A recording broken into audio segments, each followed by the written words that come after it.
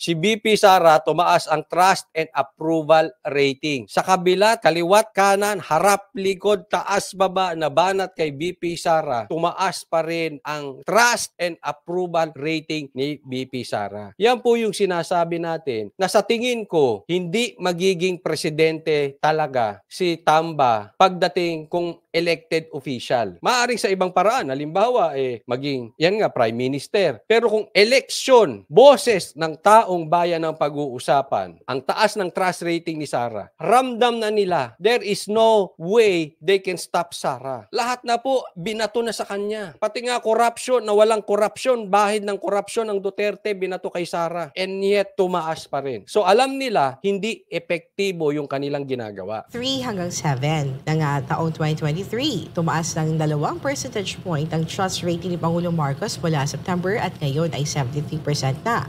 Para naman kay VP Sara, tumaas ang kanyang trust rating ng 1%. Alam mo, tumaas din daw si Marcos at si Sara. Pero sa aking opinion lang naman, okay? Mas matimbang yung pagtaas ng trust rating ni Sara. Tatandaan po natin ha, Vice President si Sara pero nilulubog ng ibang tao diyan sa kamera. Yan po ay public knowledge. Okay? Unlike nung kay Marcos, syempre, parang kasama niya ang kamera eh. So, hindi ko po sinasabi na diktahan yung survey, pero alam nyo, posibleng baka naman ay parang sa basketball, di ba? Iba ang tawag ng referee pag home court. Eto, hindi po home court si Sara. Siya po ay parang ngayon, nakikita naman natin siguro, obvious naman, no? Lumalabas na parang silent opposition si Sara. And yet, tumaas ang kanyang trust rating at saka approval. So, mas mabigat yung pagtaas ni BP Sara kung i-compare natin kay Marcos. Siyempre, hawak nila makinarya. Si Sara, hindi. Kaliit na nga lang na confidential funds, kinwestiyon pa kay BP Sara. Okay, hindi ko tinatawaran na sinisira ko yung survey, pero ang ibig ko lang sabihin, human nature. Kaya nga, ang analogy ko parang sa basketball, sa NBA. Siyempre, hindi home court. Opposition po si Sara. And yet, tumataas ang rating.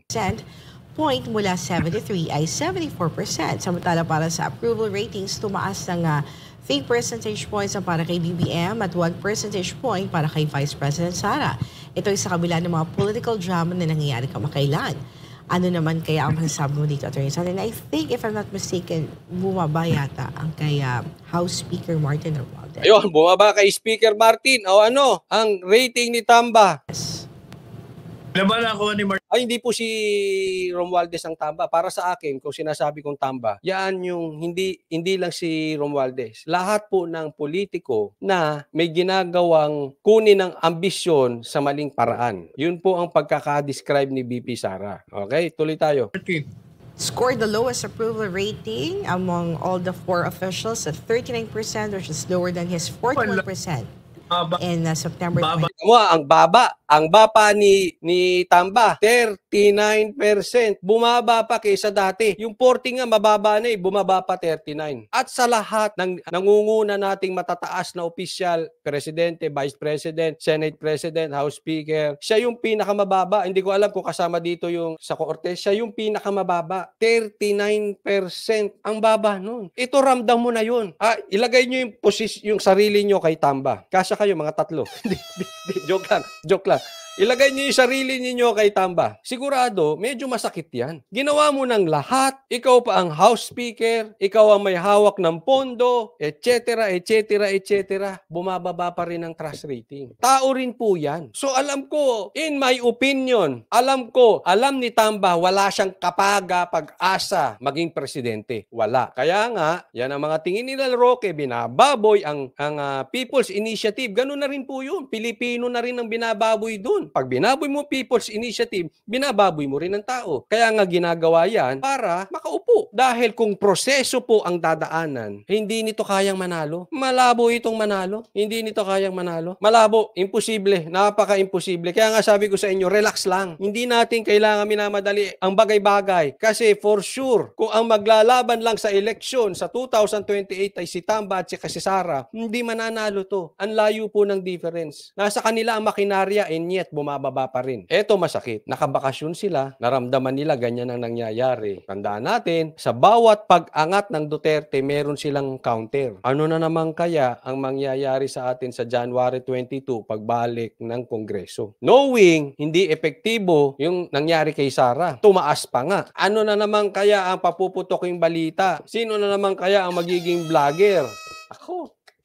Ay, ewan ko. Fasten your seatbelt, isuot nyo na ang inyong mga helmet at protect yourself sa pagbabalik ng kamera. I can only imagine ano yung counter punch na gagawin nila. Kasi hindi naman ito parang itong nip on the bud. Parang ito ay hanggat maaga, babanata na talaga. Tatapusin na ang Duterte. Nakikita naman natin yan sa mga steps. Although, hindi epektibo. Nakikita natin hindi epektibo. Pero hindi yan tutulog-tulog. May counter punch yan. Yan po ang nakakatakot. Kaya, ang lesson dito, tayo ay maging mapagmatsyag sa kamera. Ulitin ko, this is very important. Maging mapagmatsyag tayo sa kamera. Hindi ko po sinisiraan yung kamera, hindi naman lahat po. Pero, gaya nga ng sanabi ni Attorney Roque, binababoy na ang People's Initiative. 23. Ang baba ng 39%. Speaker Martin, that should send signals to you. 29% pala. 39% ba sinabi ko kanina? 29 pala. Abay, lintik.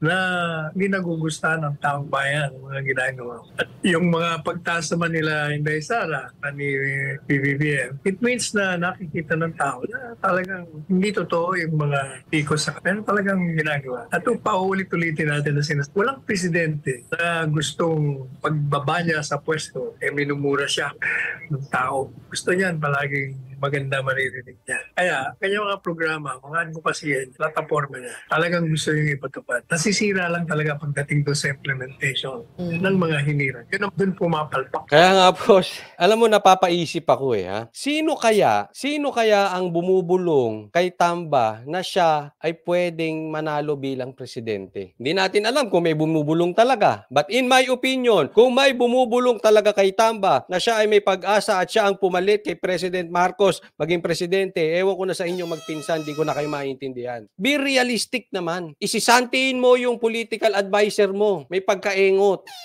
Kung sino man yung bumubulong sa'yo, engot. Opinyon ko yan, wala kang magagawa. Kasi tingnan mo naman ang nangyayari. Kitang-kita naman. Mali yung discarding ginagawa nilang pagbanat kay Sara.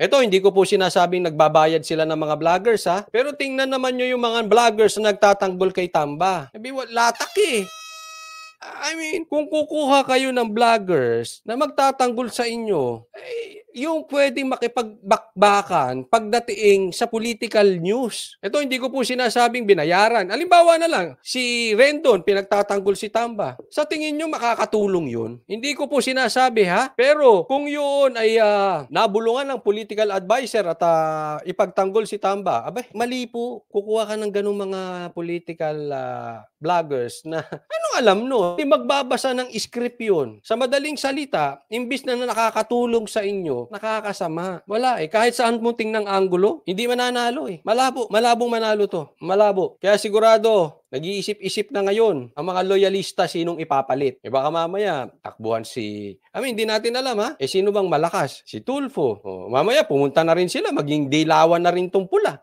Si Ontivero, suportahan. Hindi natin alam. But one thing for sure, Tamba Luslos will not win. That's for sure.